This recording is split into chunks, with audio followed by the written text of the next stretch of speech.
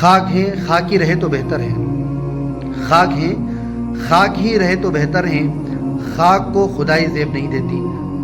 السلام علیکم ورحمۃ اللہ وبرکاتہ۔ محترم ناظرین، قدیم وقت میں لوگ اپنی اصلاح کے لیے اللہ والوں کے پاس جایا کرتے تھے۔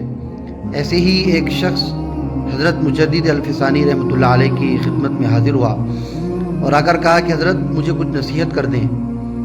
حضرت مجدد الفسانی رحمۃ اللہ علیہ نے کہا کہ کبھی خدا مت بننا اور کبھی رسول مت بننا۔ وہ شخص پریشان ہو گیا اور جتنے احباب مجلس میں بیٹھے ہوئے تھے وہ سب پریشان ہو گئے کہ کوئی انسان خدا اور رسول کیسے بن سکتا ہے۔ تو حضرت مجدد الفسانی رحمۃ اللہ علیہ نے کہا خدا بننے کا مطلب یہ ہے کہ جو تم چاہو وہی ہو جائیں، یہ کبھی نہیں سمجھنا چاہیے۔ جو تم کہو وہی ہونا چاہیے، یہ کبھی انسان کو نہیں سمجھنا چاہیے، کیونکہ یہ دنیا میں ہماری خواہشات، ہماری مرضیات اور ہمارے ارادے، ہمارے آرزویں کبھی پوری ہوتی ہیں، کبھی پوری نہیں ہوتی ہیں، اور اس کو پورا کرنے والی ذات صرف اللہ کی ہے۔ تو کبھی اگر ہماری خواہشات پوری نہ ہوں تو مایوس نہ ہوں، دل چھوٹا نہ کریں، کیونکہ ہم خدا نہیں ہیں، صرف اللہ کی ذات اکیلی ہیں۔